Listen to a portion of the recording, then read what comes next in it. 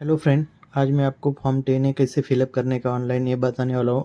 नए नए income tax के नए पोर्टल पे अपने को टोएले रजिस्ट्रेशन और एटीजी के रजिस्ट्रेशन के लिए फॉर्म 10 फिलअप करना ज़रूरी होता है। विदाउट 10 फिलअप करके आपको टोएले और एटीजी का सर्टिफिकेट नहीं मिलेगा और आपको 2 10 फॉर्म भरना पड़ता है, एक टोएले के लिए अलग और एटीजी के लिए अलग। उसमें कुछ फ़र्क नहीं, पूरा फॉर्म सेम ही रहता है, लेकिन सिर्फ 2 सेक्शन अलग अलग सिलेक्ट करने पड़ते हैं दोनों टाइम फिलअप करने के बाद। मैं आपको बताऊंगा वो कैसे करने का। अभी मैंने इनकम टैक्स के साइट पे लॉगिन किया है।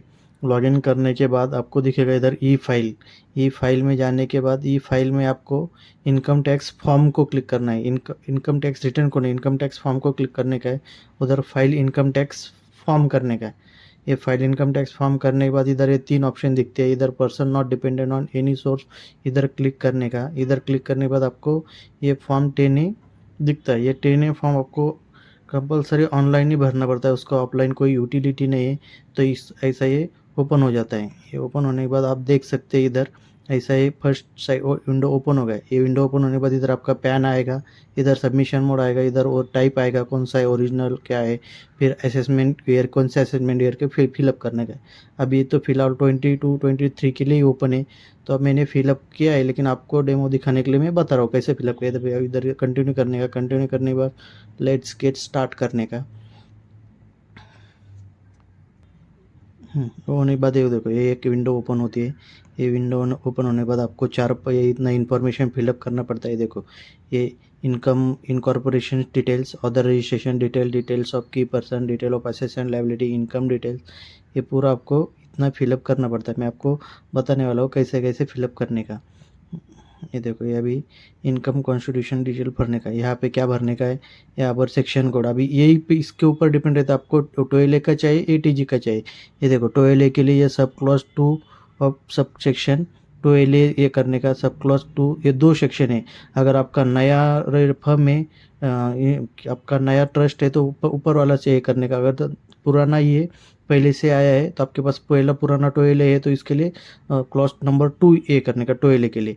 फिर नीचे ही 11 नंबर का पॉइंट है एटीजी के लिए। आपको अगर एटीजी के लिए अप्लाई करना है तो ये एटीजी का भी अप्लाई करना है। उसमें भी 2 है, तो 11A और 12A। आपका जरा अगर पुराना फॉर्म है तो आपको 12 के सिलेक्ट करने का, और नया है तो 11A सिलेक्ट करने का। ये करने के बाद अभी मैं आपको दिखा रहा हूँ कि 12A का कैसे करने का। फिर आपका नेचर ऑफ एक्टिविटी क्या है, चैरिटेबल, रिलीजियस कम चैरिटेबल, तो चैरिटेबल कर रहा हूँ मैं। Type of constitution trust. उसके बाद इधर दिखने का the application is establish under instrument, yes trust जो आपका इंस्ट्रूमेंट के अंडर ही इस्टेब्लिश होता है। इधर आपका रजिस्ट्रेशन नंबर डालने का जो भी है वो, समझो मैं अभी 18 मार्च कर रहा हूँ फ़िलहाल के लिए ऐसे। उसके बाद इधर नंबर डालने का, जो भी नंबर है मैं डमी नंबर डाल रहा हूँ, .1204। फिर आपको बोलने का इधर अथॉरिटी ऑफ ग्रांटेड, क्या आप कौन सा अथॉरिटी ने आपका रजिस्ट्रेशन ग्रांट किया है। तो अभी कमिश्नर लिख रहा हूँ मैं ऐसे, आपके सर्टिफिकेट पे लिखा रहता है कौन सा अथॉरिटी ने किया है, तो आप ये कर सकते हैं। फिर आपका ऑब्जेक्ट क्या है, religious, relief to poor, education, ये जितने भी आपके ऑब्जेक्ट है, आपके ट्रस्ट जो ट्रस्ट डीड होती है उसमें लिखा होगा, उससे आप कर सकते हैं। और ये whether trust deed contain clause that the trust is irrevocable, तो इसको यस और नो करने का, आपके ट्रस्ट डीड के हिसाब से कर देने का। एक एक इसके बाद ये एक टास्क कंप्लीट होने के बाद ही अगला टास्क ओपन होता है। अगर आपका ये कंप्लीट नहीं हुआ, यहाँ पे कंप्लीट नहीं आया, तो नेक्स्ट टास्क ओपन नहीं होता है। तो इसलिए पहला फर्स्ट टास्क पूरा कंप्लीट करने का, उसके बाद ही नेक्स्ट ओपन होता है। तो ये देखो अभी अदर रजिस्ट्रेशन डिटेल, आपके पास कौन कौन से अदर रजिस्ट्रेशन डिटेल्स है वो यहाँ पे फिलअप करने पड़ते हैं। आपका दर्पण पोर्टल अंडर FCR एक्ट के अंदर होगा तो आपको वो यस करने का है, नहीं होगा तो नो करने का है। वेदर एप्लीकेशन रजिस्ट्रेशन में applicant past has been rejected, आपका अगर कोई रिजेक्ट है, कोई एक अदर अपन ने रजिस्ट्रेशन किया है, रजिस्ट्रेशन के लिए एप्लीकेशन किया है और अगर रिजेक्ट किया है तो इधर यस करने का, नहीं किया है तो डायरेक्ट नो करने का। Whether claiming exemption under 21 section 10 of income tax act, तो ये आपके हिसाब से कर देने का, यस या नो। मैं तो फिलहाल नो कर रहा हूँ। ये भी ये सेव कर दिया तो ये कंप्लीट हो गया।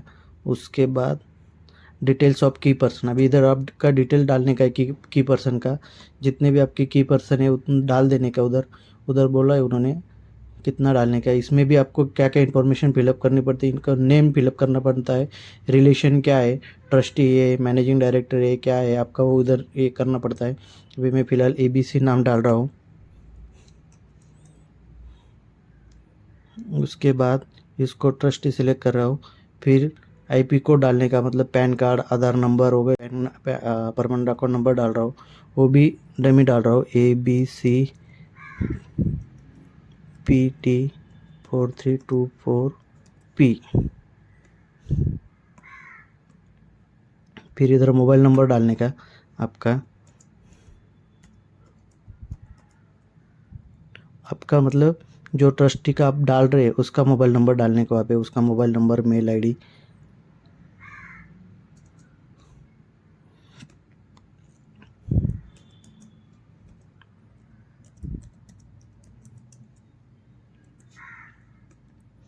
कंट्री, फिर उसका पूरा एड्रेस वगैरह डालना पड़ता है। पूरा जो ट्रस्टी का इन्फॉर्मेशन आप ट्रस्टी का नेम डाल रहे हैं उसका पूरा एड्रेस वगैरह वो पूरा डालना पड़ता है वहाँ पे।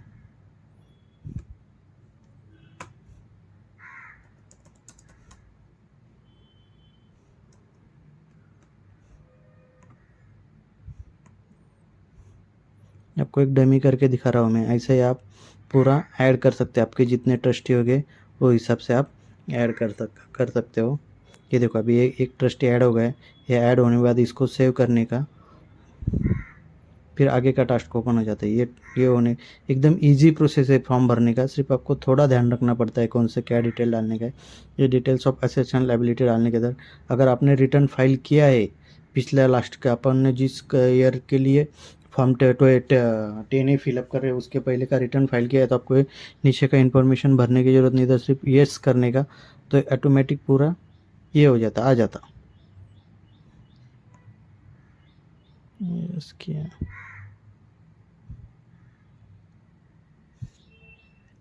ये एस करने का, और इधर का अपन का जितना कॉर्पोरेट डोनेशन वगैरह है ये इधर पूरा फिलअप करने का है। देखो fund reserve fund surplus other than corporate donation long term liability, आपका जितना भी लायबिलिटी वगैरह है वो आपने जो बैलेंस शीट बनाए वो हिसाब से आप इधर फिलअप कर देने का है।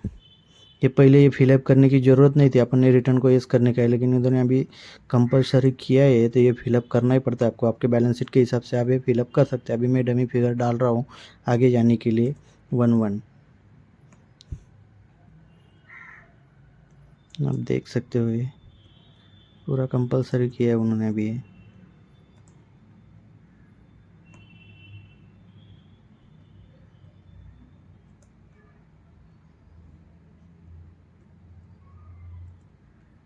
उसके बाद ये सेव करने का,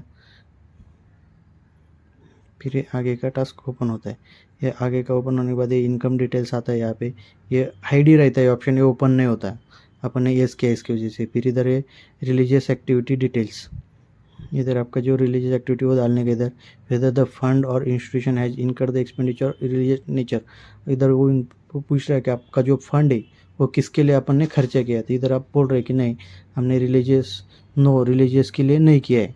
वेदर द फंड और द एक्चुअली नो ही करने का, आपके हिसाब से आपका जो आपने एक्चुअली जिसको किया है उसके हिसाब से करने का। अगर रिलीजियस के लिए किया है तो येस बोलने का, नहीं किया है तो नहीं बोलने का। तो ये भी हो गया फिर कंप्लीट। फिर वेरिफिकेशन के लिए आता है। वेरिफिकेशन करने के बाद फिर वो ये देखो आपका जो ट्रस्टी वगैरह होगा उसका नाम वगैरह इधर आ जाता है। इधर फिर कौन से प्लेस से वो पूरा आ जाता। अभी सब समझो मैं डमी नाम डाल रहा हूँ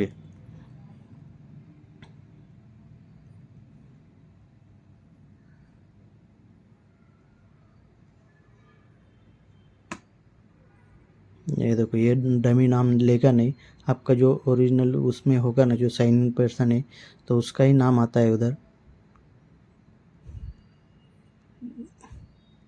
लिए है वो डमी नाम भी लिया है उन्होंने।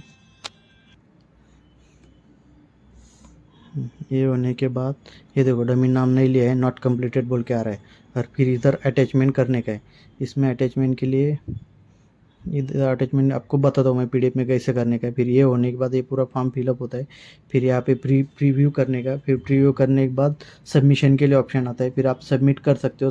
फिर सबमिट करने के बाद आपको वेरिफिकेशन करना पड़ता है। एक तो आप आधार OTP थ्रू वेरिफिकेशन कर सकते हैं, या फिर अपन DSC से थ्रू भी वेरिफिकेशन कर सकते हैं। तो वेरिफिकेशन, विदाउट वेरिफिकेशन के बिना आपका फॉर्म सबमिट नहीं होता। तो मैं आपको एक ड्राफ्ट फॉर्म दिखाता हूँ कि वो पूरा फिलअप होने के बाद कैसा दिखता है। देखो ये मेरे पास ड्राफ्ट फॉर्म है, ये मैंने टोएले के लिए किया था। ये देखो ये पूरा ड्राफ्ट फॉर्म है। ये देखो मैंने टोएले के लिए किया था, तो मैंने इधर ये टोएले के लिए ये ऑप्शन सिलेक्ट किया था, देख सकते हो आप। मैं आपको ATG का भी दिखाऊंगा, ATG के लिए कौन सा फॉर्म। ये देखो ये पूरा इन्फॉर्मेशन फिलअप किया है मैंने, आप देख सकते हो। ये देखो ये फिर इधर ये पूरा नाम वगैरह आ जाता है। फिर वेरिफिकेशन होने के बाद सबमिट हो जाता है। और इसके बाद ये फॉर्म सबमिट होने के बाद ही आपको 8 से 10 दिन में उधर ही ये इसका जो सर्टिफिकेट है वो आ जाता है। वो 10AC बोल के आ जाता है सर्टिफिकेट। ये देखो ये मेरे को 10AC बोल के सर्टिफिकेट भी आया है उसका, 12A का रजिस्ट्रेशन के लिए। ओपन हो रहा है, मैं दिखाता हूँ आपको। ये देखो ये 10AC बोल के आता है वो सर्टिफिकेशन। और इधर ये पूरा उन्होंने इन्फॉर्मेशन दिया रहता है आपने क्या क्या फिलअप किया है, और कौन से डेट से आपका रजिस्ट्रेशन अप्लीकेबल हो गया है, और कितने ईयर के लिए, और ये असेसमेंट ईयर वहाँ पे मेंशन करते। ऐसा ही मैंने ये 12A के लिए भरा था फॉर्म, वैसे मैंने ATG के लिए भी भरा था। ये देखो ATG का भी फॉर्म आप इधर देख सकते। ये देखो ये फाइल फॉर्म है ATG का। ये देखो सेम फॉर्म है, सिर्फ उधर एक जो सेक्शन रहता है ना मैंने जो बताया वो सिलेक्ट करना पड़ता है आपको 12A के लिए या ATG के लिए। उसके बाद इसका भी मेरा सर्टिफिकेट आया है, आप ये देख सकते हैं इसका ये सर्टिफिकेट। ये भी 10AC बोल के ही आता है, लेकिन इधर भी मेंशन रहता है कि आपका ATG के लिए है किसके लिए। ये देखो ये ATG के लिए है, और ये जो मैंने पहले दिखाया था वो ये 12A के लिए। ऐसा आप 10A फॉर्म फिलअप कर सकते हैं ईजिली ऑनलाइन। उसके लिए आपको दूसरा कोई ऑप्शन नहीं है, आप ऑनलाइन ही फॉर्म डायरेक्ट फिलअप कर सकते हो। उधर लॉगिन करने का, आपके फॉर्म में जाने का, उधर फॉर्म में उधर आप जाके भर सकते हो। Okay, thank you guys. आपको अगर ये वीडियो पसंद आया होगा तो प्लीज़ चैनल को सब्सक्राइब कर दिए और वीडियो को लाइक कर दीजिए। और ऐसे जानकारी लिख के लिए आपको ऐसा ही कौन से फॉर्म फिलअप करने का और कोई दिक्कत आ रही हो तो मेरे को आप कमेंट बॉक्स में बता सकते हो कि मेरे को ये फॉर्म के रिलेटेड बता दो, तो मैं वो फॉर्म का भी आपको ऐसे ही वीडियो बना के डाल दूंगा। मैंने ऐसा ये वीडियो अपना एकदम सिंपल और इजी तरीके से बनाया है, क्योंकि उसका लेंथ भी ज़्यादा ना हो और थोड़ा अंडरस्टैंड भी हो जाए इसकी वजह से। तो थैंक यू सो मच।